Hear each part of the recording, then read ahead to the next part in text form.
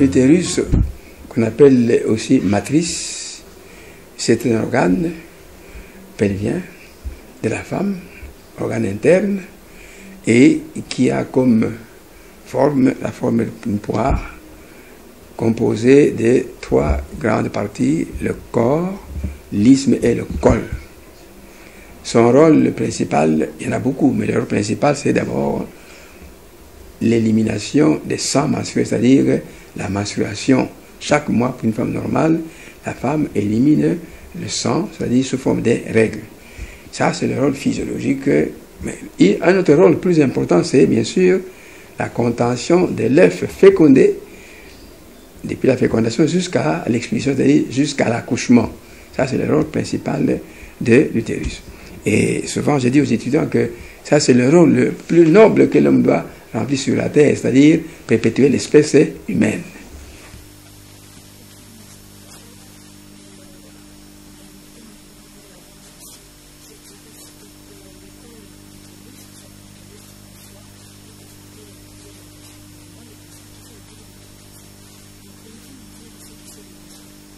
Le cancer, le mot vient du grec qui signifie karikanos, c'est-à-dire crabe. Karikanos, en grec, c'est crabe. Comme vous le voyez, la crabe, c'est quoi? Quelque chose qui fait peur, hein, qui agresse, qui attaque. C'est pour ça que les Grecs ont comparé le cancer à des crabes. Donc, en fait, c'est une cellule qui était au départ normale, mais qui devient anormale. En quoi? Ben, elle devient agressive. Elle détruit tout ce qu'elle rencontre. Elle envahit les tissus. Donc la cellule normale se transforme en cellule maligne, en cellule anormale, qui devient une cellule agressive, qui attaque, qui envahit et qui s'étend, parfois même loin de l'organe mère.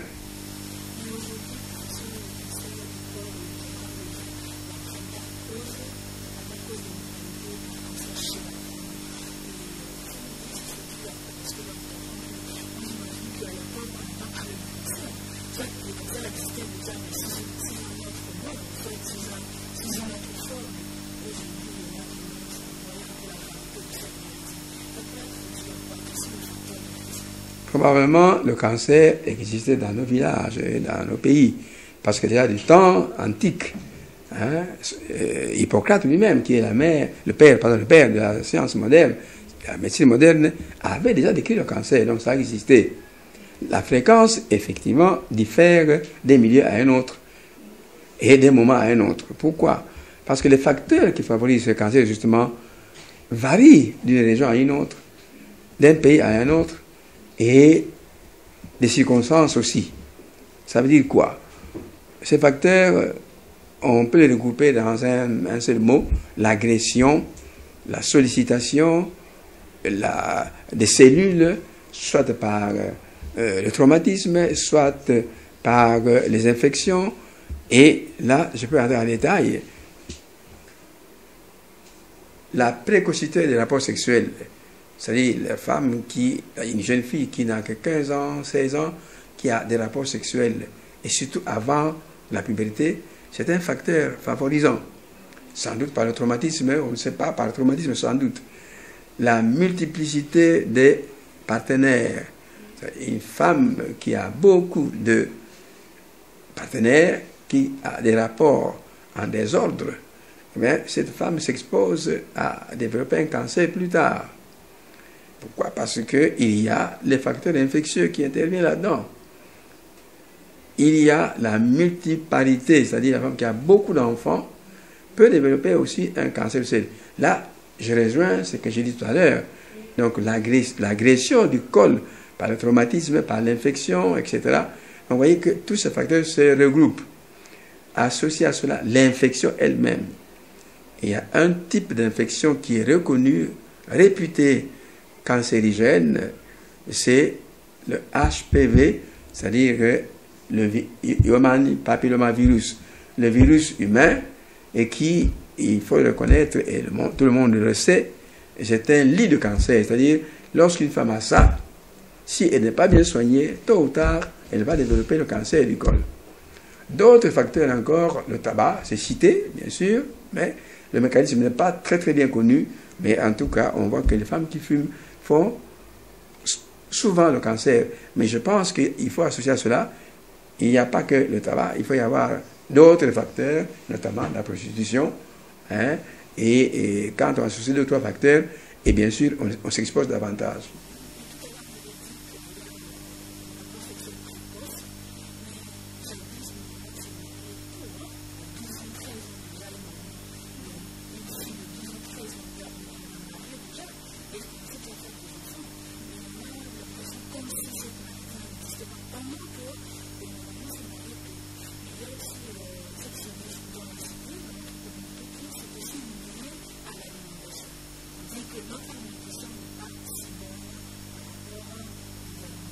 Considère que la vie que nos mamans vivaient dans les villages n'est pas la même que celle que nous vivons maintenant.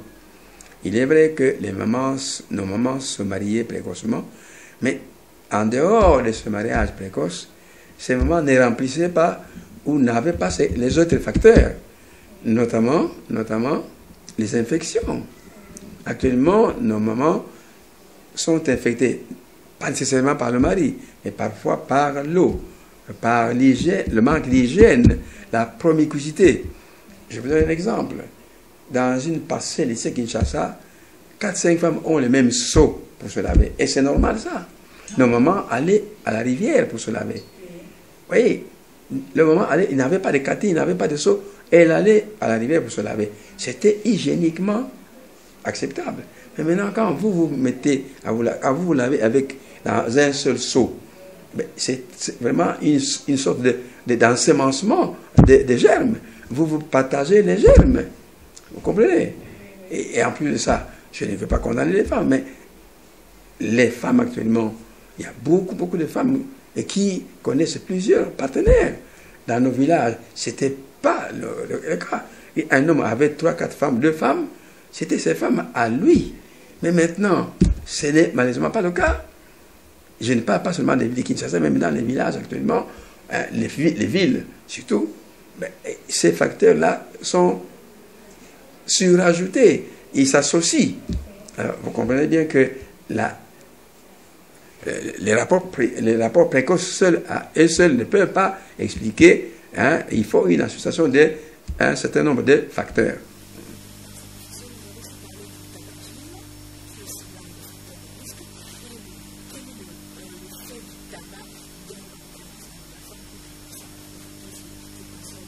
Bon, on sait que le tabac contient de la nicotine, nicotine qui est un toxique, un produit toxique.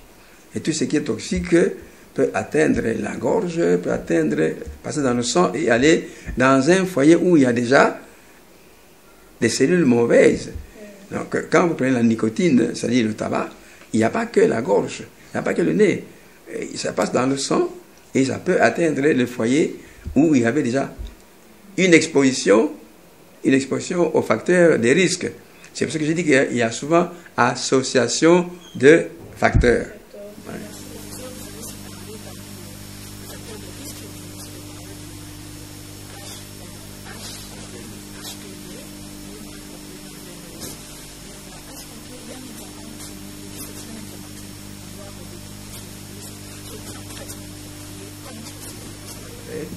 Et souvent, ce que nous faisons, c'est la biopsie du col. Lorsqu'on trouve un col malade, vous voyez, ça c'est le col utérin, vous voyez, et vous le verrez mieux ici. Voilà le col utérin, vous voyez, il est bon, hein? Il est beau. Hein?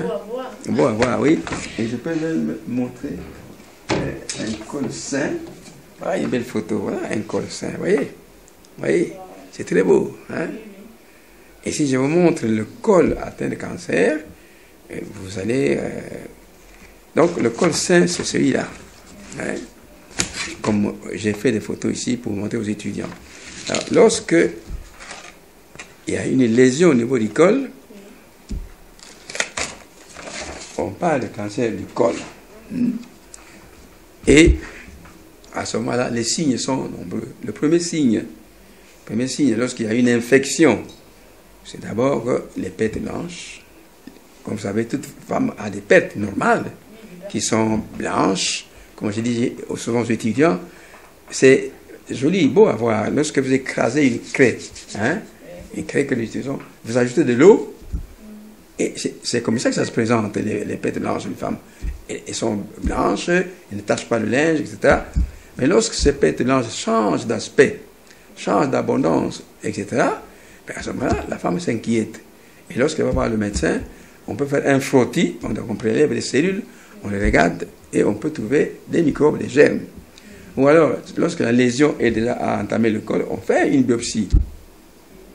Une biopsie, c'est-à-dire on fait un prélèvement d'un petit morceau de tissu qu'on envoie au laboratoire, et le laboratoire nous dit il y a soit un cancer, soit exocervicite, une cervicite, c'est-à-dire inflammation du col, ce qu'on appelle cervicite.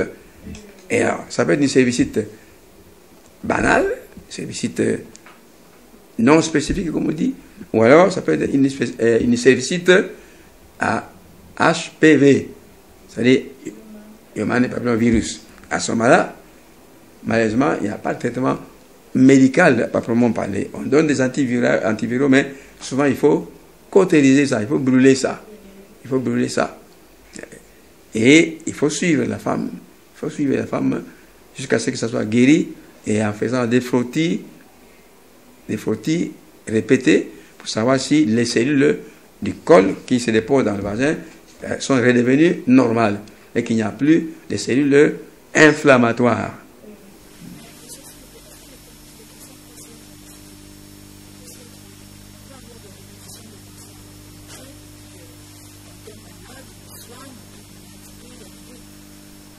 Lorsqu'un cancer est bien soigné, actuellement en Europe, il y a plusieurs méthodes, ben, en principe, il n'y a pas de récidive. Mais lorsque le cancer est mal soigné, ou lorsque l'extension a déjà atteint les organes voisins, oui, à ce moment-là, je crois y avoir des... Mais lorsque, voyez-vous ici, il n'y a pas que le col qui est atteint, la région vésicale est atteinte, là, les ganglions sont déjà atteints, eh bien, le traitement est différent. Et souvent, ça dure des années de traitement. Et quand on parle de récidive, c'est soit on n'est pas allé au-delà des limites du cancer, alors c'est en fait une récidive qui devient, ou alors des métastases, c'est-à-dire le cancer a essaimé, le cancer a d'autres foyers que le foyer de départ. Par exemple, le col est atteint, il peut y avoir atteinte de la vessie, atteinte des poumons, atteinte des organes voisins. Donc, vous voyez qu'à ce moment-là, on croit que c'est une récidive, mais en fait, la maladie était déjà là. On a enlevé le foyer de départ, mais il est resté des cellules, déjà des cellules cancéreuses, et qu'on n'a pas traitées. C'est pour ça.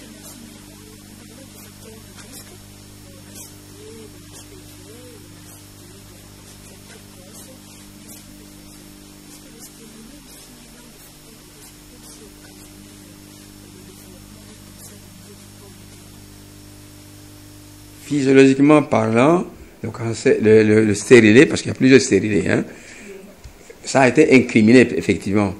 Mais nous pensons que le stérilet peut être à l'origine d'un cancer lorsque il favorise l'infection. Nous avons dit que toute irritation au niveau du col est mauvaise, qu'elle soit traumatique, inflammatoire ou autre. Donc c'est par ce biais-là, par ce canal-là, qu'on peut incriminer le stérilet, mais en fait, le stérilet n'est pas cancérigène, non. Le stérilet n'est pas cancérigène.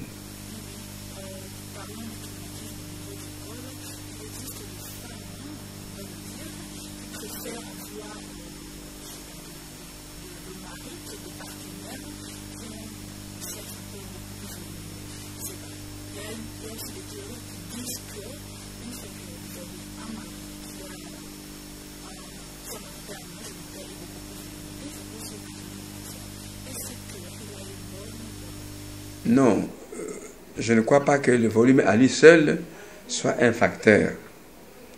revenons toujours à ce que j'ai dit, c'est toujours le traumatisme. Le traumatisme peut-être, qui peut être à la base, mais le volume de pénis n'est pas à lui seul cancérigène, c'est pas ça. Mais comme ce qu'on appelle la disproportion des organes copulateurs, c'est-à-dire la femme est plus petite que l'homme, on dit souvent c'est un homme de biche et taureau, pour faire rire les étudiants. Eh bien, chaque fois qu'il y a un rapport, il y a des traumatismes, et ces traumatismes, le vagin n'étant pas un milieu aseptique, ces traumatismes qui blessent, qui laissent des plaies, créent ce qu'on appelle des portes d'entrée. Ça peut favoriser l'infection. Vous voyez? Donc par ricochet, par voie détournée, ce n'est pas le volume à lui seul, mais les lésions qui sont créées par cet organe peuvent favoriser des infections à répétition et qui peuvent aboutir à ce facteur de risque que c'est le traumatisme. Une lésion au niveau du col, chaque fois qu'il y a un rapport sexuel, ça saigne. Quand vous avez vous faites de votre toilette, ça saigne. C'est le premier signe. Et souvent, je dis aux étudiants que autant vous pouvez dormir tranquillement pour une femme qui vient voir pour des pertes blanches, autant qu'il faut faire tout pour aller jusqu'au bout du diagnostic lorsqu'une femme vous parle des hémorragies, des contacts. C'est péjoratif, c'est pas bon. Je ne dis pas que c'est nécessairement cancéreux, mais un bon médecin qui reçoit une femme de quarantaine d'années, qui dit c'est curieux, chaque fois que j'ai des rapports avec mon mari, ça saigne. Ben vous ne pouvez pas rester tranquille. Vous devez faire tout pour savoir de quoi il retourne. Ouais. C'est le premier signe, l'hémorragie des contacts. Malheureusement, souvent, il n'y a pas que l'hémorragie. Quand une femme vient vous dire j'ai saigné, maintenant c'est non seulement j'ai saigné, mais il y a du liquide aussi. Ça c'est très très mauvais. C'est beaucoup plus grave encore. C'est beaucoup plus grave. Ouais. Les douleurs viennent après. C'est lorsque le cancer a envahi les organes voisins, les nerfs, etc. Et c'est à ce moment-là qu'il y a d'autres signes, mais sinon, les douleurs viennent après.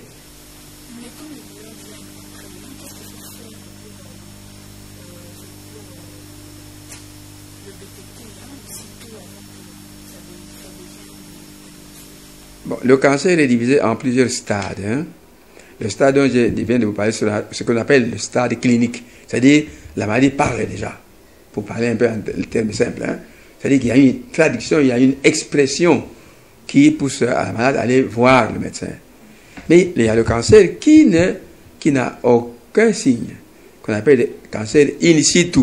C'est-à-dire, à l'intérieur du col, il y a déjà un cancer, mais qui ne se manifeste pas. Et il est au niveau du col, mais il ne se manifeste pas encore. Et on peut le détecter par le dépistage systématique. Moi, j'ai fait ma thèse sur ce qu'on appelle le cancer, le dépistage systématique du cancer du col. C'était à Bordeaux, en France. Comment? Ben, chaque femme toutes les femmes qui ont plus de 25 ans, quoique là, malheureusement, j'ai même des femmes qui ont 18 ans qui sont mortes de cancer. Donc le cancer devient de plus en plus précoce, malheureusement. Mais normalement, lorsqu'une femme a atteint un certain âge, 25 ans, 30 ans, il faut chaque année faire un frottis. On prélève les pertes blanches, on les examine au microscope, on dit le frottis est normal. Donc il n'y a ni inflammation ni cancer. On peut trouver un frottis inflammatoire, c'est-à-dire il y a des infections. Vous traitez ça et après le traitement, vous refaites le frottis pour savoir s'il n'y a plus d'inflammation.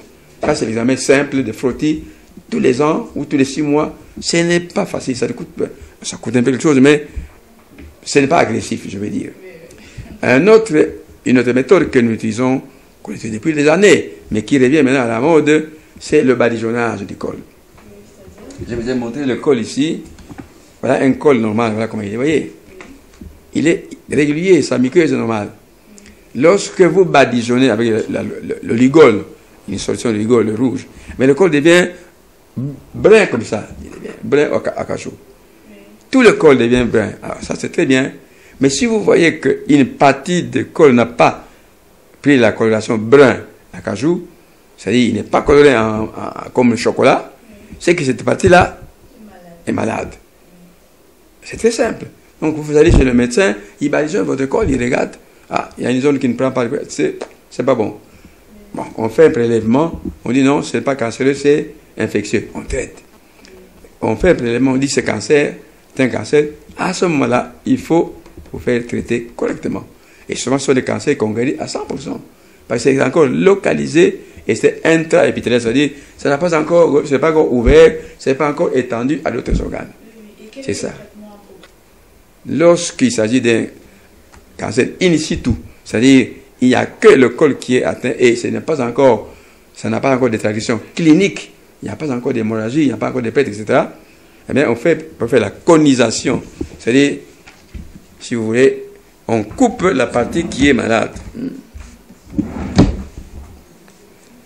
C'est pour que ce soit le col, ça c'est le vagin, l'utérus, pardon, le col. Si c'est une partie qui est atteinte, on va faire une conisation, on coupe comme ça, on enlève la partie malade, on ferme, la malade est guérie. Pourquoi? Parce que la maladie n'a pas atteint tout le col. Ça c'est la conisation. Mais si le cancer a atteint tout le col, souvent il faut statuer, c'est-à-dire stratifier stade 1, 1A, 1B, etc., etc. C'est-à-dire selon la gravité, selon l'étendue, le traitement varie.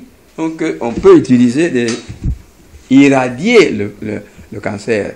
Donc on détruit le cancer par irradiation. La radiothérapie ou la cobaltothérapie. Regardez, hein, on place les aiguilles des cobalt dans le vagin. Et je le faisais au campus. Et j'ai été irradié, entre parenthèses. J'ai failli mourir. Vous savez, le cobalt et le radium, ça tue. Hein. Nous avions des gants avec des tabliers qui n'étaient plus efficaces. Alors j'ai fait la dermite au radium. Le professeur Malou Wakalenga, qui est mort malheureusement, qui était le patron de Krenka, m'a dit: vous n'avez pas un an à vivre. Seigneur soit loué, je suis encore vivant, mais ça ne se fait plus. Prendre des risques comme ça.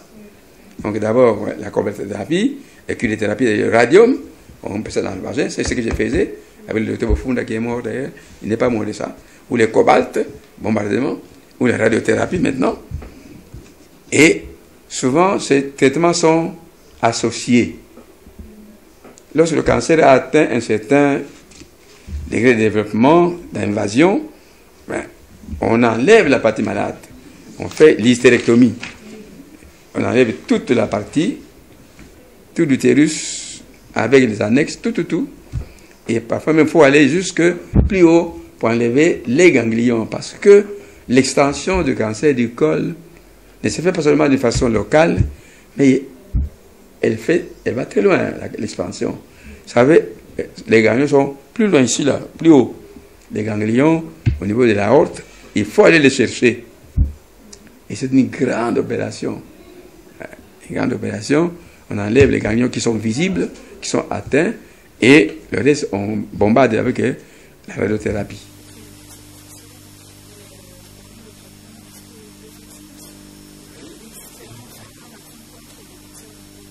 Oui, c'est une façon de prévenir le cancer du col.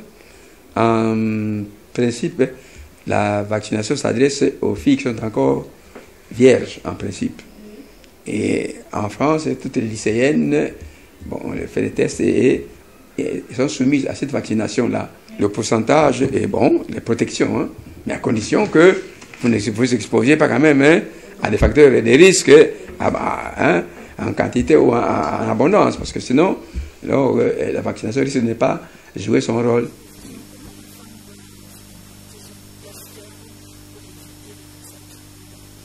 Vous n'avez qu'à répéter les facteurs des risques.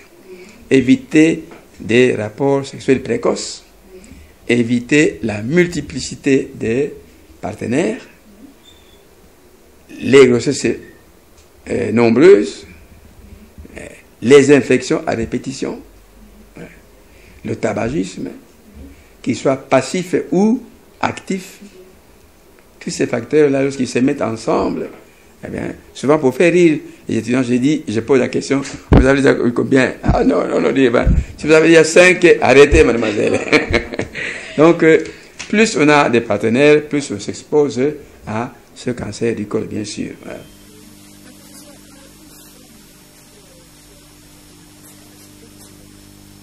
Oui, cancer de grossesse, ça existe.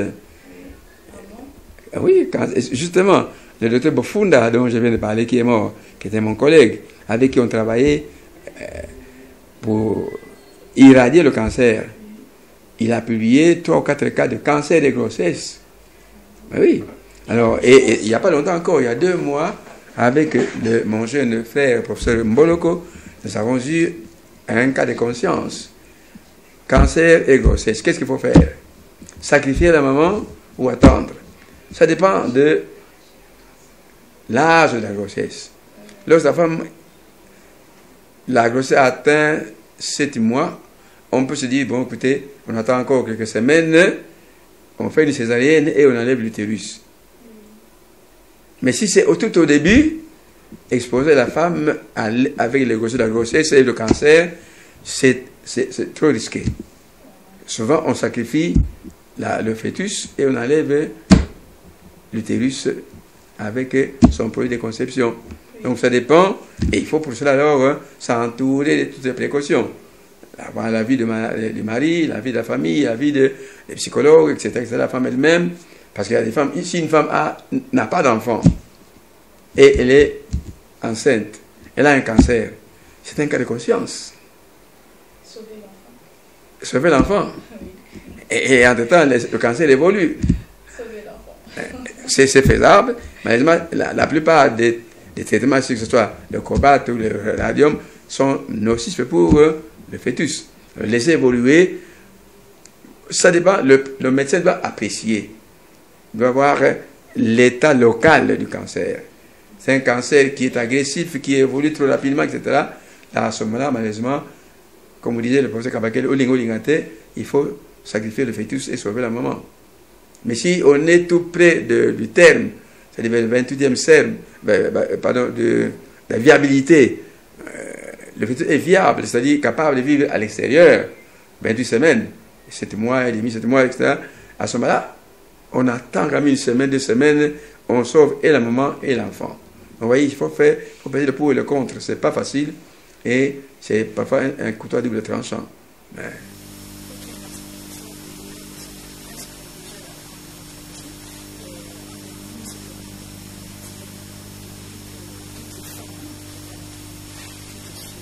Oui, c'est regrettable, madame, de constater que pour une maladie que l'on peut guérir en ce moment en Europe, et même chez nous, que les femmes meurent encore. C'est pas normal. Allez voir le gynécologue tous les 6 mois ou chaque année, 1 fois par an. Allez vous faire voir. Le gynécologue verra l'état de votre col.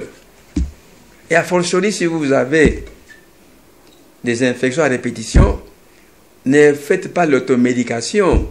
Ah, j'aimais des ovules. Non. Allez voir le médecin. C'est peut-être quelque chose qui couvre déjà là. Quelque chose qui était en train d'évoluer. Donc, allez voir le médecin 1 fois par an ou tous les 6 mois qu'on regarde votre col. Ou, actuellement, nous voulions bien lancer cette campagne-là de détection ou de dépistage systématique rien qu'avec le badigeonnage du col ou avec le frottis. Ça coûte, c'est pas gratuit, mais entre le cancer, un frottis qui détecte ça, un cancer guérissable et un cancer non guérissable, je crois que le choix est clair. Ce n'est pas difficile. C'est le conseil que nous donnons à ces femmes. Donc, dépistage systématique est possible.